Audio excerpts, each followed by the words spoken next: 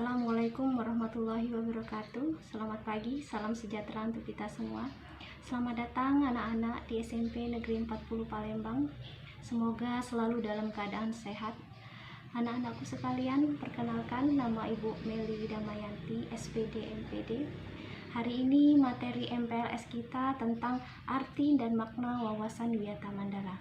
Anak-anak, tolong didengar dan disimak baik-baik. Baiklah, arti dan makna wawasan Wiyata Mandala.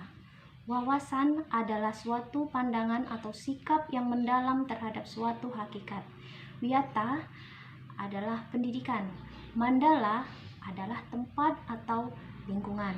Jadi, Wiyata Mandala adalah sikap menghargai dan bertanggung jawab terhadap lingkungan sekolah sebagai tempat menuntut ilmu pengetahuan. Unsur-unsur dari Wiyata Mandala, yang pertama sekolah, yang kedua kepala sekolah, yang ketiga guru dan orang tua, empat warga sekolah, dan yang kelima sekolah itu sendiri. Berikut sekolah dan fungsinya.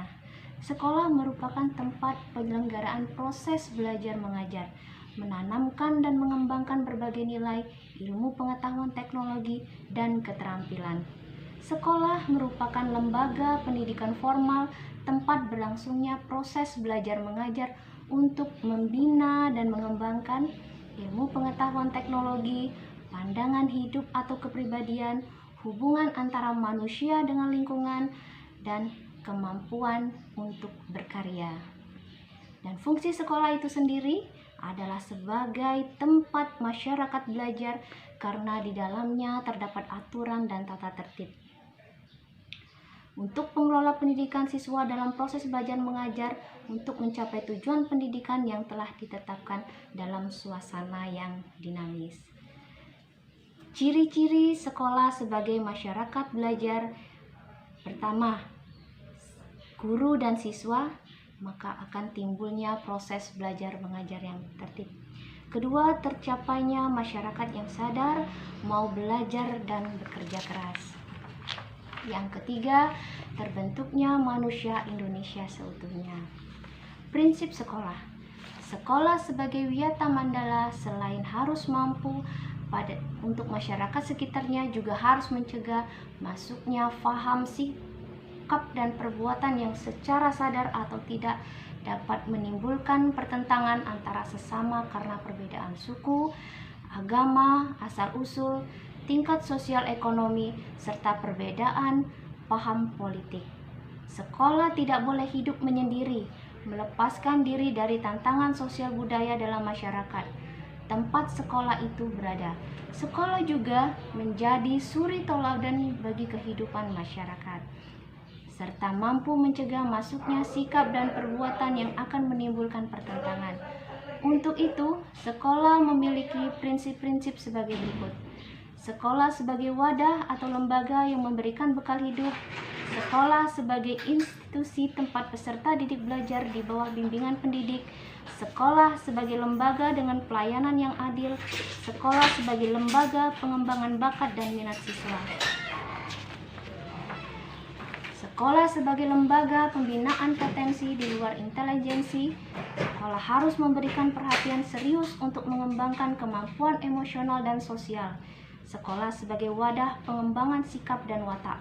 Sekolah sebagai wahana pendewasaan diri, dan sekolah sebagai bagian dari masyarakat belajar atau learning society. Penggunaan sekolah.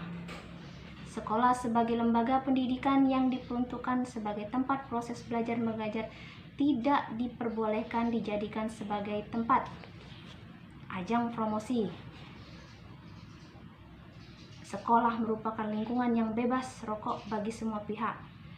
Penyebaran aliran sesat atau penyebarluasan aliran agama tertentu yang bertentangan dengan undang-undang. Propaganda politik atau kampanye, syuting film atau sinetron tanpa seizin pemerintah, dan kegiatan-kegiatan yang dapat menimbulkan kerusakan, perpecahan, perselisihan, sehingga menjadikan suasana sekolah tidak kondusif. Anak-anak, penataan Wiyata Mandala dalam upaya ketahanan sekolah Yang pertama, ketahanan sekolah lebih menitik beratkan pada upaya yang bersifat preventif untuk menjadikan sekolah sesuai dengan tujuan dan fungsinya. Perlu diadakan penataan Wiyata Mandala di sekolah melalui langkah-langkah meningkatkan koordinasi dan konsolidasi sesama warga, melaksanakan tata tertib sekolah secara konsisten dan berkelanjutan, melakukan koordinasi dengan komite sekolah, mengadakan penyuluhan bagi orang tua dan siswa yang bermasalah, mengadakan penyuluhan dan pembinaan kesadaran hukum bagi siswa, pembinaan dan pengembangan keimanan, ketakwaan, etika, bermoral Pancasila, pengembangan logika para siswa, rajin belajar, gairah menulis, gemar membaca, atau menginformasikan, menemukan hal-hal yang baru. Mengikut sertakan siswa dalam kegiatan ekstrakurikuler dan pengembangan diri, mengadakan karya wisata dalam pengembangan iptek. Mekanisme dalam pelaksanaan Wiyata Mandala. 1.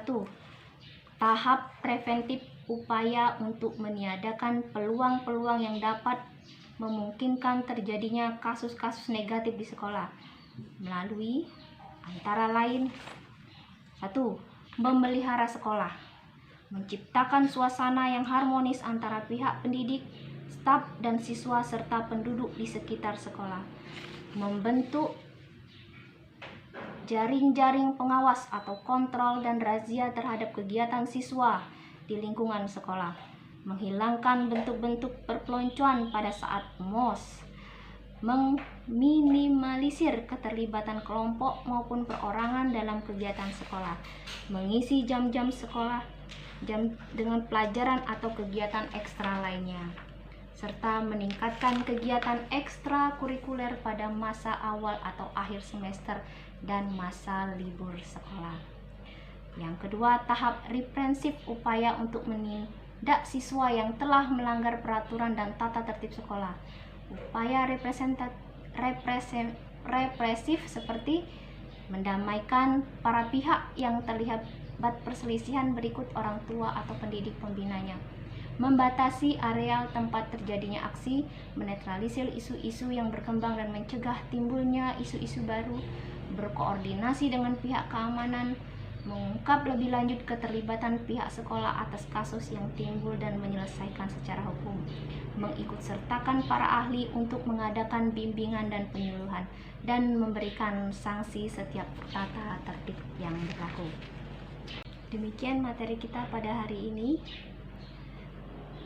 Kami mengharapkan anak-anak sekalian memahami arti dan makna dari wawasan Wiyata Mandala.